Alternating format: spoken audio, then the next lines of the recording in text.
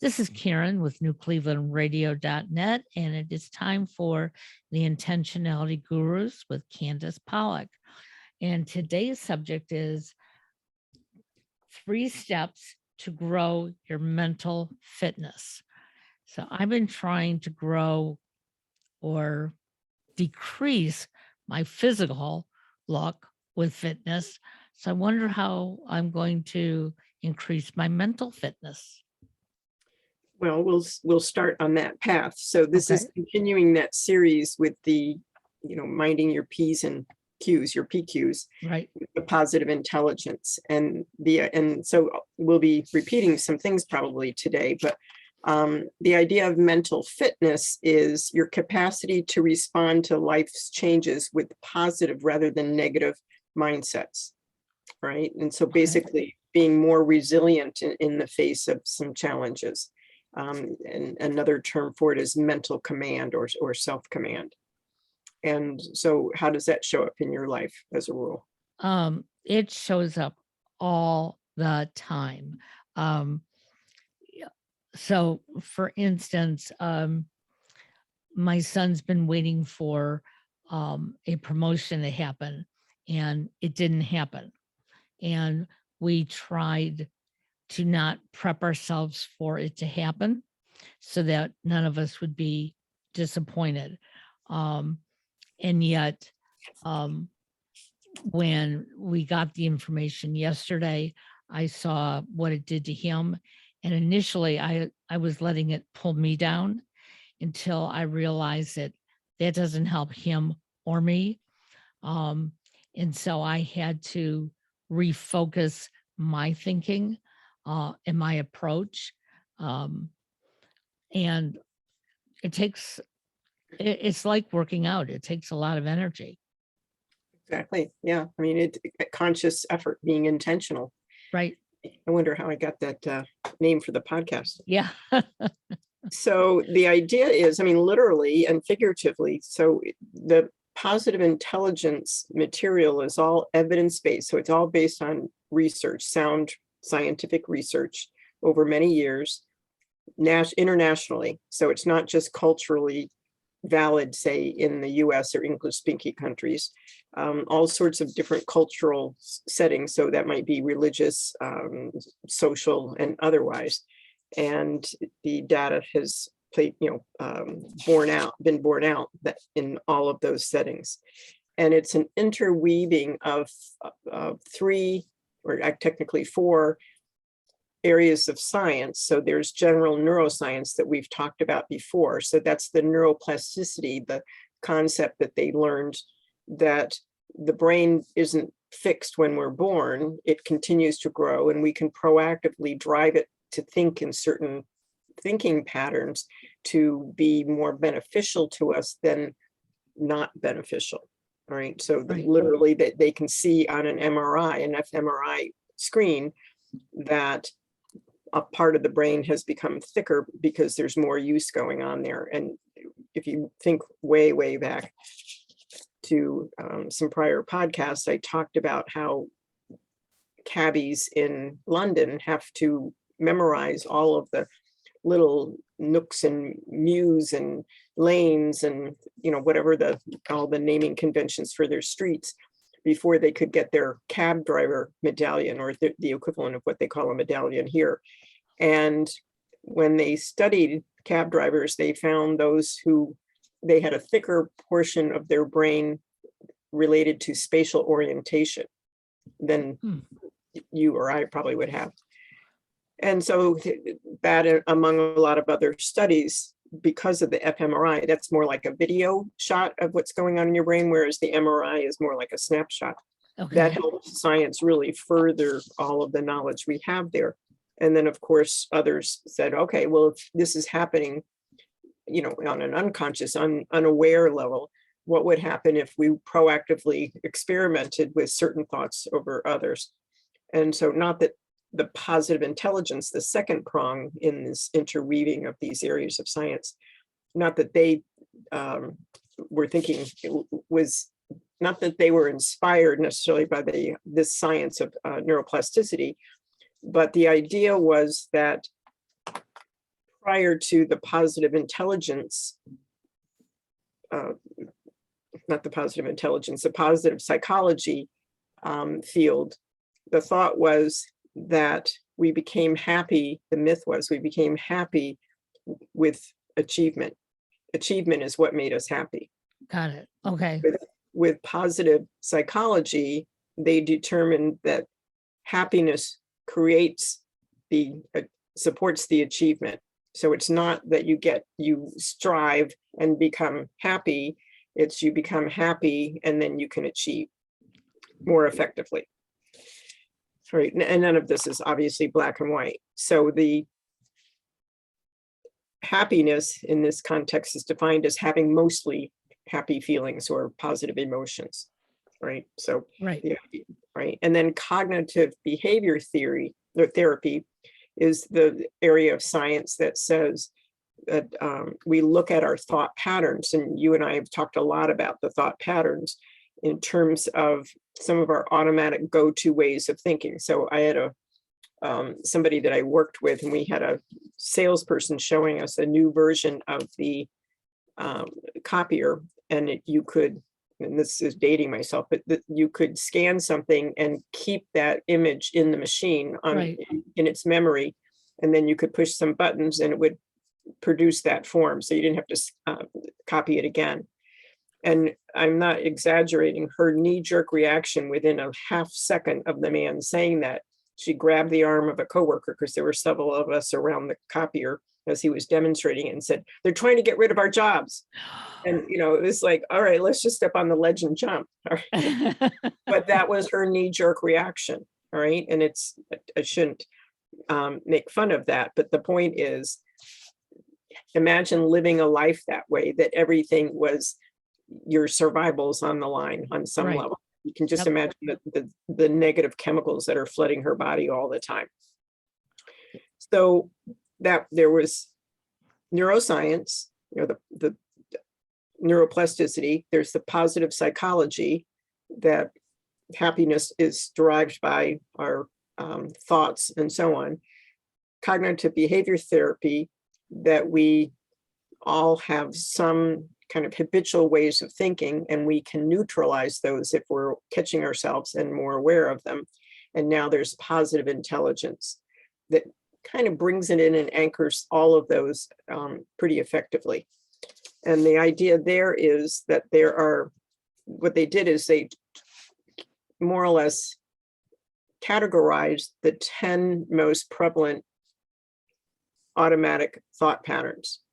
All right. So with cognitive behavior therapy, they said, well, there's the catastrophization, there's the black and white thinking, and so there's a bunch of those.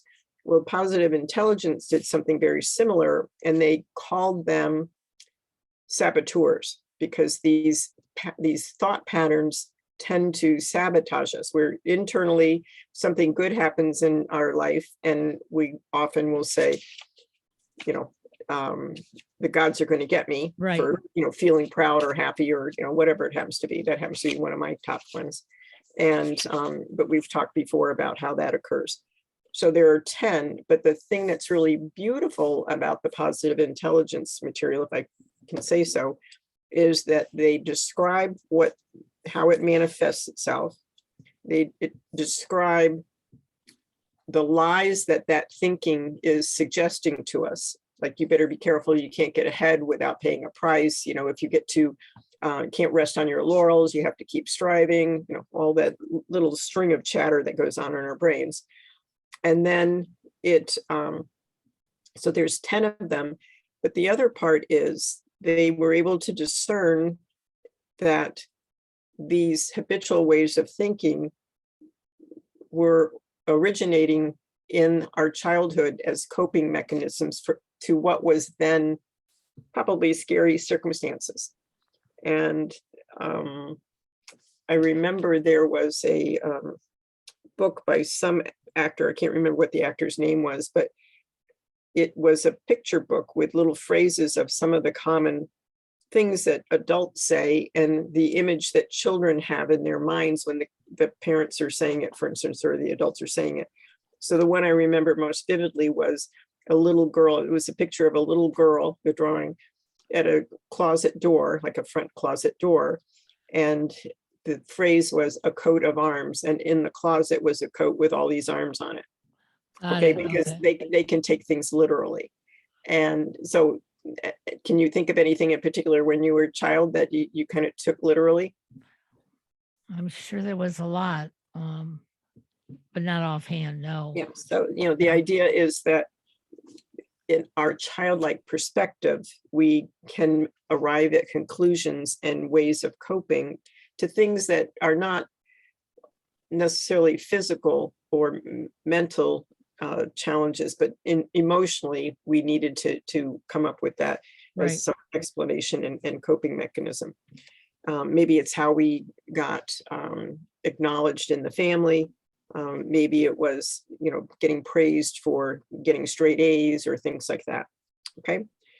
So the idea with the positive intelligence is it gives the origins, and then the other part of the equation is there's only 3 ways to address these things. So it puts everything in a nice little container, and they call it factor analysis. But another phrase is they get to the root causes of what is triggering these things. And so the metaphor they give is, think of the thousands of colors that we have in our experience, thousands upon, teal and aqua and, blue green and, all the names we give things. Well, it boils down to just 3 primary colors, red, blue, and yellow, that produce all of these things. So it's the Right. same thing in terms of the positive intelligence factors, that there's only a few things that lead to these 10 categories of what they call saboteurs, categories of negative thinking, that we know have their origins in our childhood, some of our childlike thinking. And then there are 5 what they call sage powers, ways of dealing with it. So what I think is the beauty of it, Karen, is that prior to me being exposed to the positive intelligence, we would be talking about, okay, so you catch yourself in the act with your little lizard brain chattering away, like, what are you doing? This and that, and so on. But positive intelligence then has specific ways, these 5 categories of approaching it. So you can kind of do a mental, like, ticking through, like, which one am I going to select here? Which little soundtrack am I going to select here? And then they couple it with some mindfulness exercises as brief as 2 minutes in order to start building that mental command.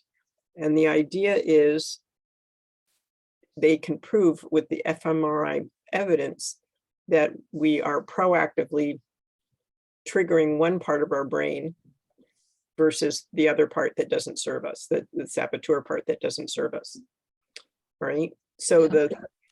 the ways to grow our mental fitness is to start implementing this process. Are you ready? Yes, I'm ready. Okay, so and it's okay if you didn't, but did you think to take the assessment that No, we I talked about the didn't. last time? I Okay, totally yeah. forgot. Yep. I know you've been busy, Yeah. so I didn't want to assume that. So the idea is that the saboteur, the main one we have is what they call the judge, and that's the overarching one. And then there's 9. So there's 10 saboteurs in total categories. The judge is the overseer of everything. That's the one that we've always discussed before. Kind of the lizard brain is how I often would refer to it. And then it often has a specific category of 1 or 2 other what they call accomplices. And depending on what the accomplice is, you can determine whether there's one sage power that is more effective in relative to that category or not. It's not a lot of moving parts and so on. But the other part is to be able to be aware of how often we judge ourselves. We've spent a lot of time talking about that. Right. How often we judge others. We've talked about that. But the one that's kind of new to me is judging situations or circumstances. So can you think of a circumstance or a situation that you might have judged recently that kind of got you like in a little negative spiral? And actually, I have a real good one. And I've been waiting to really talk about it too. We've been a Sprint customer now for 22 years. Sprint has become T-Mobile. Okay. So eventually we all have to switch over or leave. So we've been trying to switch over. It's going on about 2 months now, and they can't move our account over. And nobody seems to understand why. We know where the glitch is. Okay. We had a prepaid plan under T-Mobile a number of years ago. So it really, a prepaid plan, as long as you pay it ahead each month, it's active. If you don't pay it, it's not active. You can't use it. So we canceled it, but it's still showing in the system. Nobody can figure out how to get rid of it so we can switch our account over. And every time we go in, they have to start from the beginning, and we end up at the same place. Like, oh, we'll escalate this. And yesterday, both my husband and I need to replace our phones. Our phones the batteries are dying. And that's the main reason why we want to get this taken care of quickly. And again, we went through the same thing. And I sat there saying, I don't understand how a company as large as this can't move my account over. And they keep looking at me and going, well, it's not our problem. And it's like, but whose problem is it? So it makes me angry. I can't think logically when it comes to it anymore. I don't know if it's my lizard brain or my dinosaur brain that is just out of control. So how do you feel about them? How do you feel about yourself when you're in the conversation or thinking about it? Well, I don't like where I go personally, but I'm so. So tell us about where you go personally. Okay. So in the beginning, it was, I was calm. I explained what we needed to do. How can you help us do this? First time that we had the glitch, okay, you guys are going to take care of it. Now I come in and I'm ready for war. And that's what happened yesterday. I walked in there and we've been working with 2 different managers. And the manager we saw yesterday, he acted like he didn't remember us, which, come on, I know you do. We've been here 4 or 5 times, and I wear the same face mask, so you know who I am. But I walked in and it was like, when are you going to get this corrected? I mean, I didn't even explain the situation. I just went bam into it. And after being in there for 2 hours and it still is not resolved again, I walked out mumbling under my breath. And that is not who I want to be, but that's what the situation turns me into.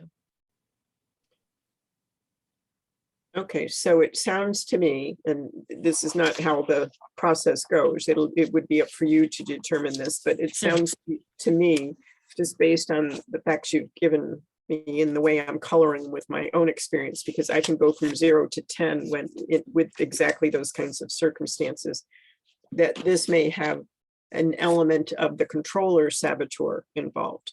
And it doesn't mean that the person has to be a control freak. It just means that anxiety and anger and frustration get triggered when something isn't within our control. Right. Mm-hmm. And that it's a anxiety based coping mechanism. Remembering all this stuff comes from childhood, and basically that we when we need things to occur a certain way, or think we need things to occur a certain way, we get upset, right? Mhm. So there are, the 5 sage powers and so on. I'll be going into those in another podcast, but right now, one of the concepts, it's not precisely a sage power, but one of the concepts is, what if you were to assume that whoever is on the other side is at a minimum 10% correct? What happens to your thinking? So during the engagement there were times that I felt that the other person was taking me seriously, was trying to work things through. And so I could breathe a little easier. But I felt like I was on this roller coaster, because you'd be like, now I'm angry. Okay, you're listening. We're doing something. All right. I can feel more in control, that this is going to happen. And then something else is said, or body language. And then I get hit again with, this surge of, why me? Why can't this be fixed? Why is it taking so long? Because I don't see any logic. Exactly. Yeah. I mean, when it's clear to you, or it should be clear to them. Right. All right. So if we were to use one of the sage powers, one of the sage powers is empathy. So just to try it on for size, if you were to look at the situation and the interactions and have empathy with that person on the other side, as obtuse as they seem to have been, not recognizing you despite you being there, and basically parroting the same thing each time without, I call it the AT&T standard of customer service, that we care about your pain, but we're not going to do anything about it. Yeah. What occurs to you? How would empathy, or where could empathy show up for you? When I feel the manager does have some empathy, when he starts to say, I really have never seen this before. I am trying to help you. I only know X amount about the equation. Okay. I do empathize with them, because I'm coming on strong. I want this to happen. And I know in the back of my head that he doesn't want to lose a customer, and he doesn't want to lose a customer who's angry and frustrated, who has a podcast, who could go on and say bad things about either him or his service. You hear that, Mr. Manager? Yeah. And I even told this to him yesterday. I said, I know it's not your fault. In fact, I don't think it's anybody specifically, but somebody is dropping the ball somewhere. And that's the part that angers me. It's like, here it is.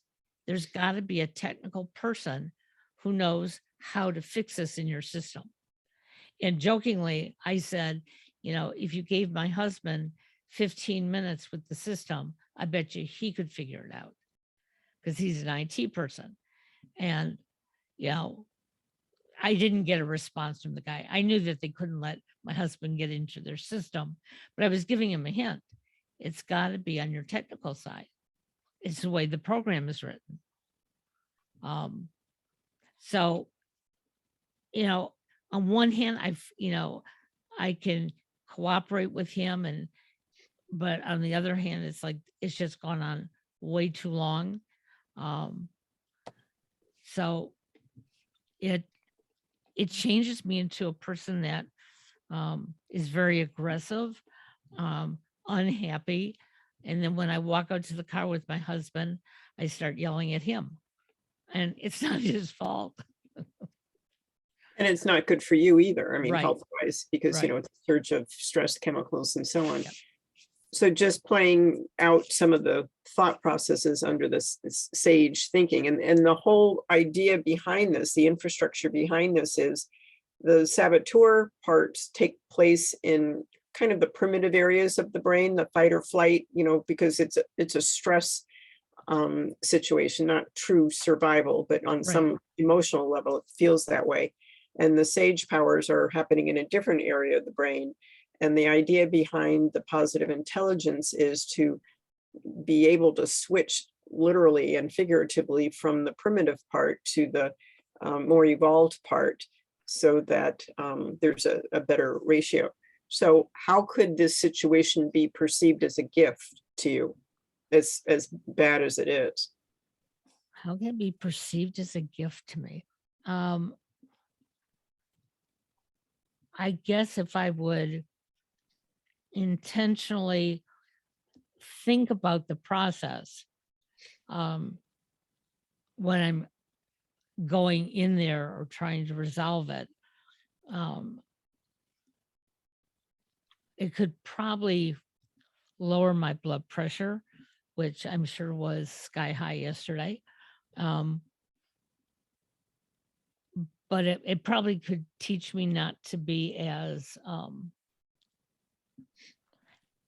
angry over things when I know that the other person who I'm talking to is not responsible. And so how does that work? Not quite sure. Sounded good. So, and if you were to explore this, just to brainstorm on some Sure. ways to proactively address it, what would that look like? It probably would be the next time that we go in there to prepare myself not to go in angry, to go in not really expecting a resolution, but also at this point, as I recommended to my husband, that if we have to set a timeline for a resolution, because if we don't get it with them, then maybe that's the mobile phone gods telling us to go with a different service, because I don't need to be angry all the time. And I don't need to be waiting months and months to resolve something that typically should happen on one visit. And so how does that feel in your body, saying that? A little frustrating because we won't get as good a plan at another company. But at the same time, I'm looking for resolution. And that would make me feel more comfortable moving forward. And if I could just add, not to tip you in one Yep. direction or the other, but also it's not having it continue to go on is just adding to your overall body load of stress chemicals, which is never a good thing health-wise. Yeah, I mean, absolutely. I mean, it was strange because we did all this. We had a lot of running around that we had to do yesterday, and my husband was going out of town, and he was about an hour on the road, and he called me, and he did not have a good signal. And let me tell you what that did to my whole body. I mean, it was like he was cutting in and out. I couldn't hear him. He was trying to get me to do something for him on the computer. And I could just feel my blood pressure just exploding on me. And so I actually went and took it, and I was at 180/90. Oh, gee. And so, I mean, that's not good for me. And that doesn't happen very often, thank God. But something told me, go take your blood pressure. And after I did, I went downstairs, I made myself a cup of tea, and I actually sat in my dining room, no TV, no lights, drinking a cup of tea, which again is not like me, but I knew that I needed to de-escalate. So, and if I'm hearing this correctly, part of the underlying turmoil was coming from the idea that we shouldn't be experiencing this because that should have been reconciled with the right, people. right.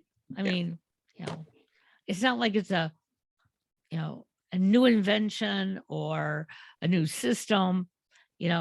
Sometimes you can look at things and say, hey, this isn't proven yet, or it's still in its infancy. And so, there are going to be bumps along the way.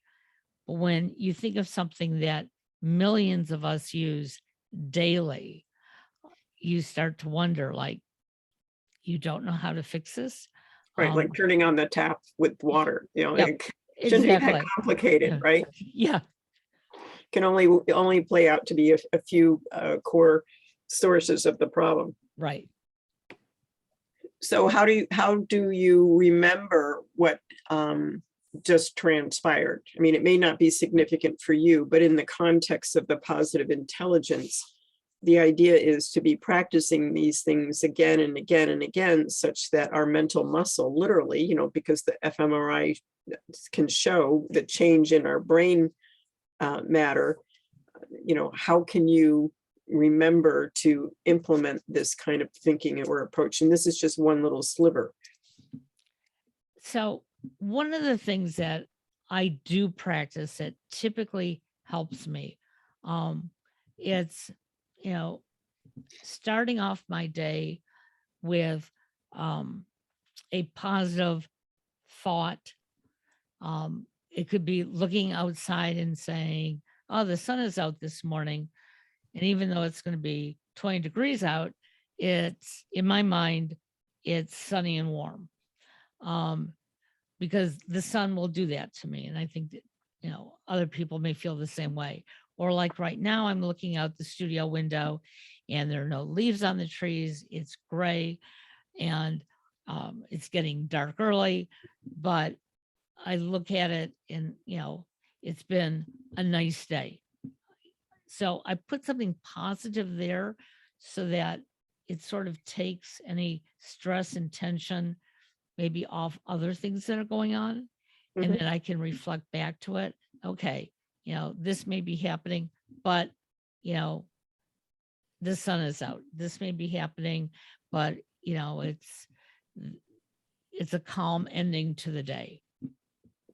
Well, and for me, whenever we get to this time of year where the day's getting shorter, I always think of it as, but we're getting closer to the day when they start to get longer. And it's not far off.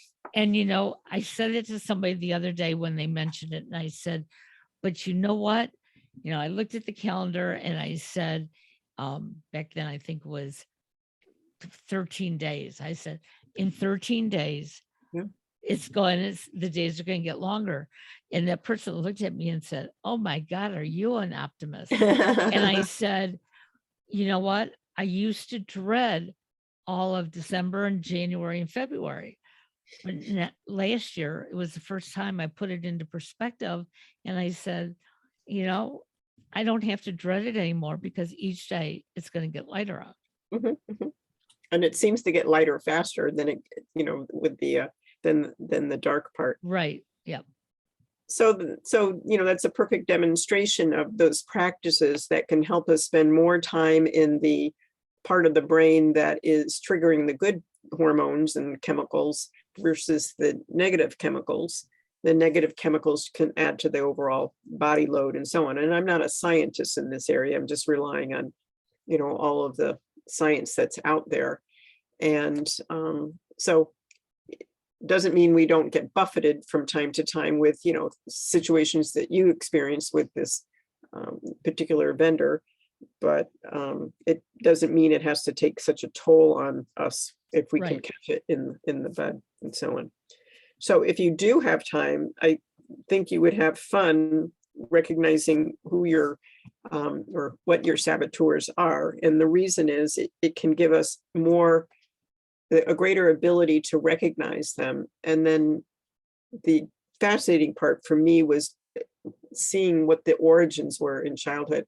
And I think I mentioned it last time, but the metaphor that I liked, or the analogy I liked, was that these coping mechanisms we created as a child would be like getting a cast on your leg when you're 4 or 5 years old and still wearing it at our current ages. It doesn't serve us anymore. So it's something we do to a fault now. It started for a particular reason, but we continue to do it. It was the way we got through things. So for me, it was always being busy, always working and so on, and not, kind of numbing myself with work. And then that wasn't working for me anymore. And so we all have our ways of coping with things. And I had a happy childhood and everything else, but life is scary when you're little and everybody else is, feet taller than you and have big voices and so on. So Well, that's it. It's the learning experiences that we all have. And that's why these podcasts can help so many people, because it's not necessarily my experience that I'm going through now, but an experience, that somebody else is going through that they can relate to. And I really appreciate that we delve into them, because it's made me look at things a lot deeper. Doesn't mean, like, as you've said, that things are perfect, because we're human. But I will catch myself and say, wait a second, why am I allowing this to happen to me? What can I do to change it? And that's a big step. Well, and I think then you're going to love some of the other tools that they have, because the part of it's one of the 4 things that are interwoven. The part from positive intelligence, it gives us some specific, easy tools to do that can just literally trigger us into the positive side of the thinking, not being sunny and, diluted, but basically just being able to flip that switch so we are short-circuiting that saboteur grabbing us and having its way with us. So anyway. Sounds wonderful. Well, we'll do this again soon. In the meantime, I hope everybody will share the podcast, and have a great day. Take care now. Thank you, Karen. Bye-bye.